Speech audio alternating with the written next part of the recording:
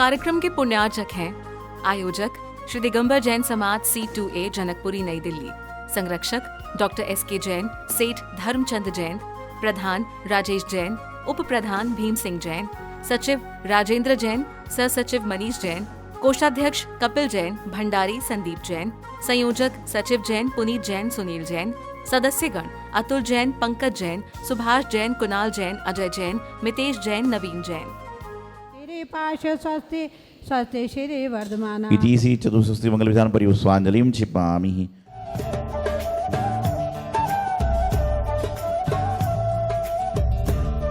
अणिमेनि दक्षा कुस्लामहीम्नि लग्मीनि सक्ता कृणो गरीम्नि मनोवा पूर्वाग बलिश नित्यं स्वस्ति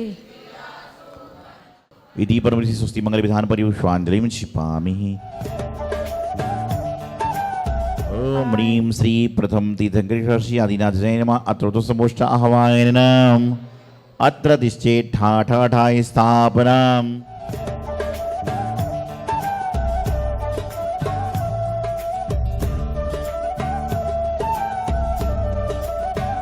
ओम ह्रीं श्री फागुन के श्रीकांत ज्ञानप्रदर्शी आदिनाथाय नमः। अर्घ्यं निर्वामति सह। ओम ह्रीं रणो व्यूलमति नमः। ओम नमो भगवती कुलपति महामानसी नमः। ओम ह्रीं भूत प्रदादि भय आदि व्याधि व्यास क्लिमिक्तर्षि आदिनाथाय नमः। अर्घ्यं निर्वामति।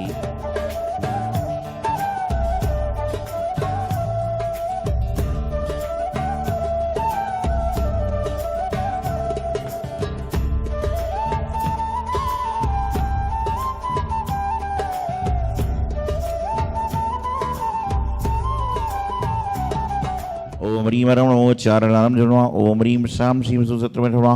ओम ह्रीं केवल ज्ञान प्रकाशित लोकालोक स्वरूपाय क्लिमिक्तर्षि आदिनाथाय नमः। निर्वामति।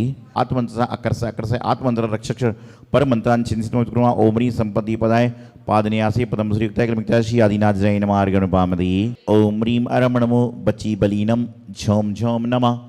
ओम नमो एषु वृत्तेषु वर्धमान तपहरणं वृत्तिवर्णायसु मंत्रः पुनः स्मृतः अतुना परम मंत्र निवेदाय नमः। ओम ह्रीं व्याध सिंह हिंसादि अहिंसक पशु भय निवारणाय क्लीम हितायषी आदिनाथाय नमः। अर्घ्यं निर्वामति।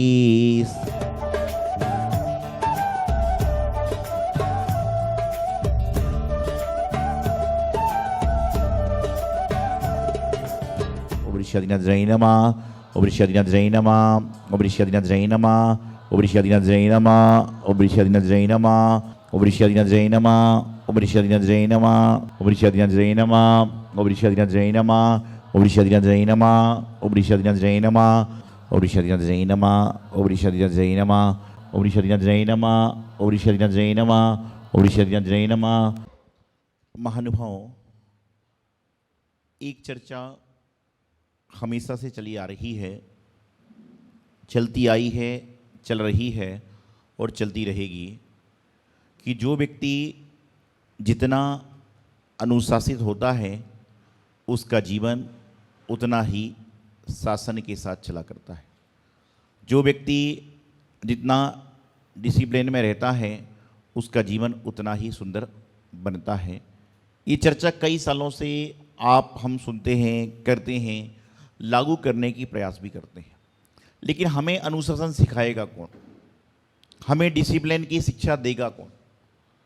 आपको अनुशासन, डिसिप्लिन आदि आदि की शिक्षा एक बार, दो बार, तीन बार, चार बार, पांच बार मिल जाएगी। उसके बाद में डिसिप्लिन को, अनुशासन को बार बार जीवन में उतारना आपके स्वयं के हाथ में। आज वर्तमान में प्लेन में वही बैठता है जो डिसिप्लिन में चला है। हटा दो, प्लेन बन जाएगा कि जो अनुशासन में रहा है वही शासन में रहकर सारा काम कर सकता है। मैं हमेशा एक बात कहता हूँ कि जीवन में अनुशासन किसी के सिखाने से नहीं, किसी के दिखाने से नहीं, बल्कि अपनी अंतरात्मा को अंदर से देखने का प्रयास करोगे तो आपको मालूम चलेगा कि हम अनुशासनहीन हैं कि अनुशासन सहित हैं। आज एक छोटी सी बात है। घर के बाहर आपका बच्चा और उसके 4-5 मित्र खेल रहे थे। आपने घर पे मिठाई बनाई तो मिठाई ले जाओगे तो आप किसको दोगे? अपने बेटे को दोगे कि सबको दोगे? सबको दोगे ना। आपने यदि घर में मिठाई बनाई तो क्या करोगे? आप अपने बेटे के साथ साथ में सभी को देने का प्रयास करोगे। मिठाई आपने सबको दे दी और 2 दिन बाद उन 5 बच्चों में बहुत जोर जोर से झगड़ा हो गया, तो आप डांटते किसको? अपने पड़ोसी को तो नहीं डांटते ना। क्यों? क्योंकि आपका जो अपना होगा आप उसको अनुशासित करने का प्रयास करोगे कि मिठाई बांटने में तो आप पूरी दुनिया को बांटोगे, लेकिन जब अनुशासन की बात आएगी तो जहां पर आपका अपनत्व है वहीं पर करोगे, क्योंकि आप अपने बच्चे को डांटते हो क्योंकि उसको सुधारना है, गलती नहीं है तो भी सुधारना है, और वहां दूसरों को नहीं सुधारने का प्रयास करते हो। क्यों? क्योंकि उनको सुधारने का प्रयास करोगे तो अपना भी बिगड़ जाए। तो जीवन में अनुशासन का बहुत महत्व है। चाहे आप संत की कुर्सी पर चले जाओ, चाहे आप स्टूडेंट की कुर्सी पर चले जाओ, चाहे आप शिक्षक की कुर्सी पर चले जाओ, चाहे आप व्यापार की कुर्सी पर चले जाओ, चाहे आप गृहिणी की कुर्सी पर चले जाओ, किसी भी कुर्सी पर बैठ जाओ, किसी भी सीट पर बैठ जाओ, लेकिन आपको अनुशासन में रहना अति आवश्यक है। जैसे मैं हमेशा कहता हूं कि भोजन करते समय फोन मत लेना और भोजन बनाते समय पिक्चर मत देखना। क्या है? भोजन करते समय फोन का इस्तेमाल मत करो और भोजन बनाते समय पिक्चर मत देखो। प्रवचन सुन सकते हो, प्रवचन सुनोगे तो बनाते समय उसमें अच्छी भावना आएगी, लेकिन पिक्चर सुनोगे तो क्या होगा? जब मारे कट का सीन चलेगा तो टमाटर भिंडी बन रही होगी तो उसके अंदर भाव भी ऐसे हो जाएंगे, तो खाने वाला बोलेगा अरे रोज रोज भिंडी जला देते हो। तो क्या है कि जैसे भाव से बनाओगे वैसा भाव आएगा। और संतों की प्रवचन सुनते हुए, गुरुओं का अभिषेक, भगवान का अभिषेक देखते हुए यदि आप बना रहे हो तो समझ के चलना कहीं ना कहीं अच्छे परमाणु उसमें आएंगे। अनुशासन की शुरुआत पहले अपने आप से करें, और अनुशासन की शुरुआत करने का सीधा सा एक फंडा है कि जैसा दूसरों से हम चाहते हैं वैसा हम स्वयं करने का प्रयास करें, आपके जीवन का कल्याण निश्चित हो जाएगा। लेकिन आज वर्तमान में हम चाहते तो बहुत कुछ हैं, लेकिन करना कुछ नहीं चाहते। हम चाहते हैं हमारा ऐसा हो, हमारा ऐसा हो, हमारा ऐसा हो। अरे वैसा दूसरों के साथ करने का तो प्रयास करो, क्योंकि संसार का नियम है कि यदि आप किसी के, अभी लोग भक्तवारी बहुत सारे लोग आते हैं, आप चंदन लगाते हो। यदि प्रधान जी, मंत्री जी, कैशियर जी, संयोजक जी चंदन लगा रहे हैं, यदि मान लीजिए इनका अंगूठा एक होता है, लेकिन 15-20 लोगों के इस मस्तक पे चंदन लगा देंगे तो क्या होगा? बाद में उनके हाथ से चंदन की खुशबू अपने आप आ जाएगी। उनको चंदन किसी ने नहीं लगाया, उनने खाली दूसरे को लगाया है। तो क्या होता है कि दूसरों का अच्छा करोगे तो तुम्हारा अच्छा उससे दुगना होना प्रारंभ अपने आप हो जाता है। एक बार करने का प्रयास तो करें, एक बार अच्छे भाव से देने का प्रयास तो करें, एक बार अच्छी तरह से सारा काम संपन्न करने का तो प्रयास करें। लेकिन ऐसे भाव हमारे कहाँ पे हैं? यदि कहीं पर कोई वस्तु देने की बात आ जाए तो इंसान बड़ा सोच सोच कर देता है, चाहे वह घर की तिजोरी की, बोलो ना, घर की तिजोरी की चाबी हो, चाहे गुल्लक में दान देने की बात हो, चाहे चंदा देने की बात हो, आदि बड़ा सोच सोच के विचार के देता है।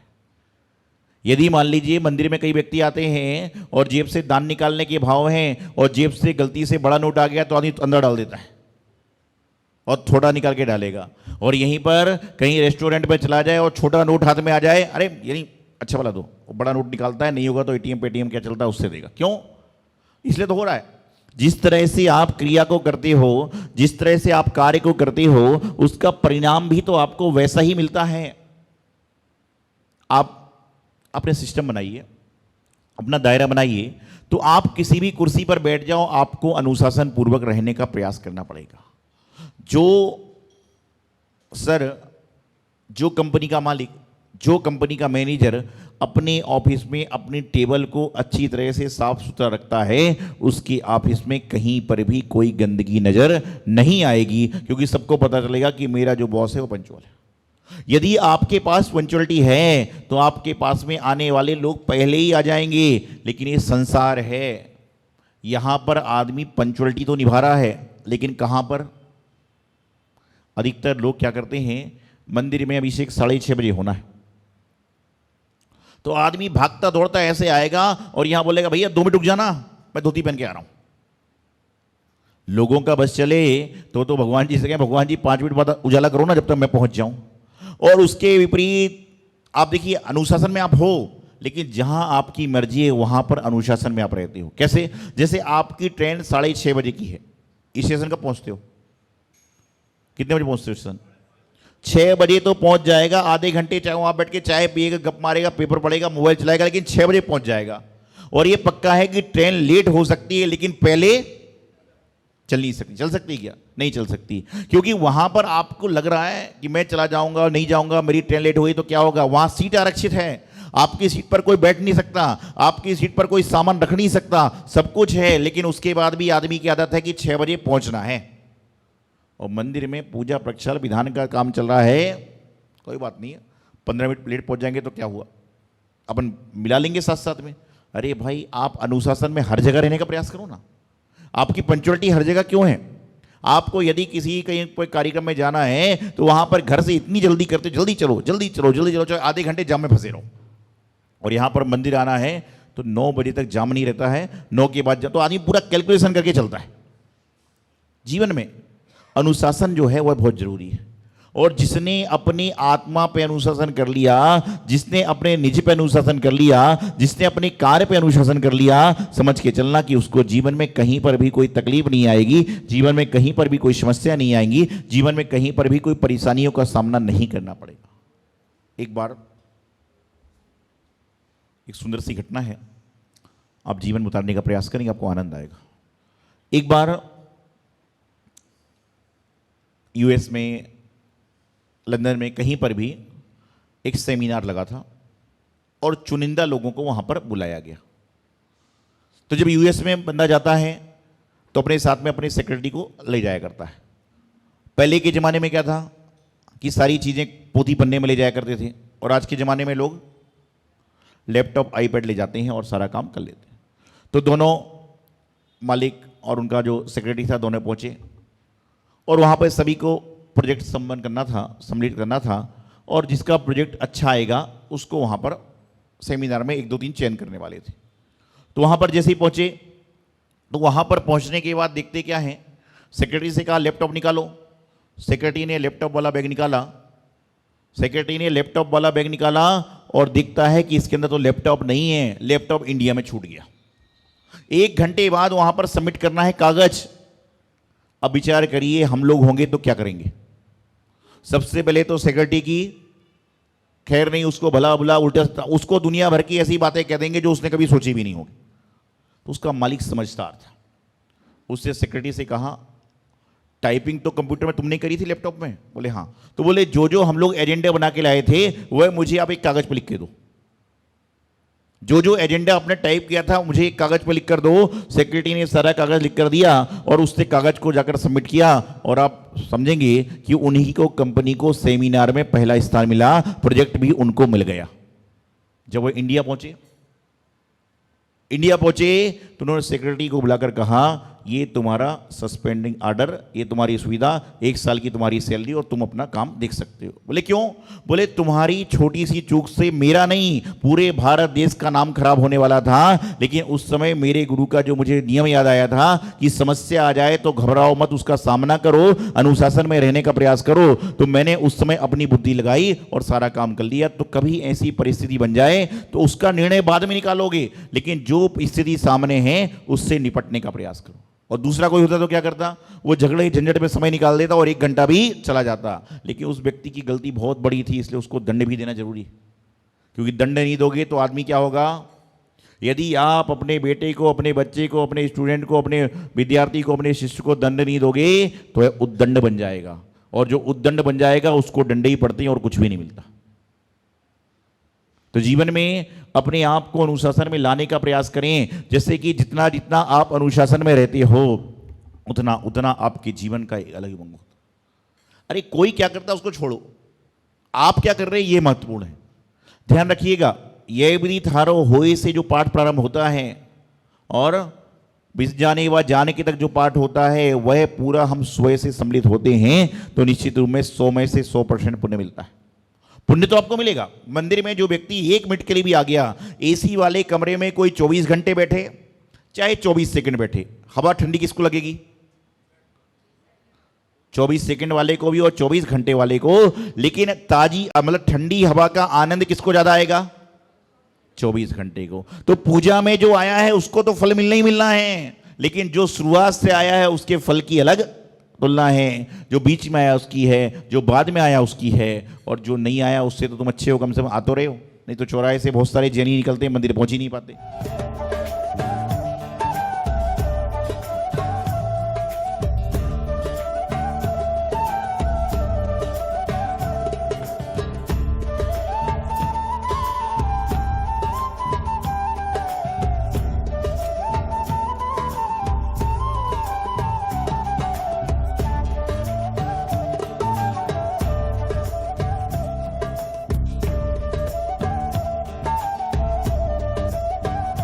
पूरा दिल्ली को लेके अलवर तक हमने संकलन किया और करीब 250 परिवार के हमने एक डायरेक्टरी का प्रकाशन किया।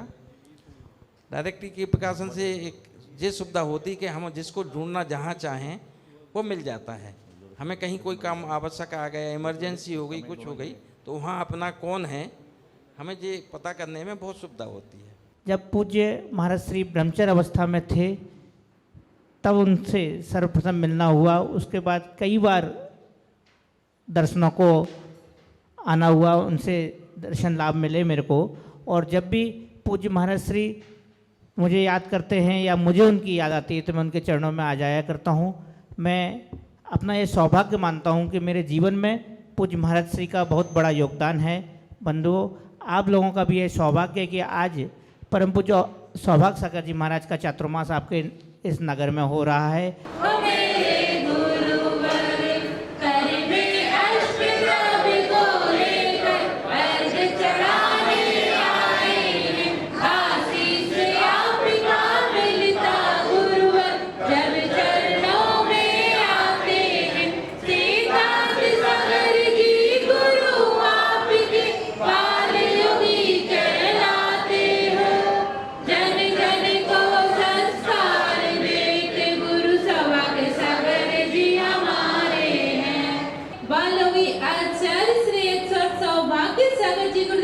साक्षात विराजमान, जिनके पावन चरणों में मन से, वचन से, काय से बड़ी भक्ति भावपूर्वक जलादि अर्घ्य निर्वापयामि।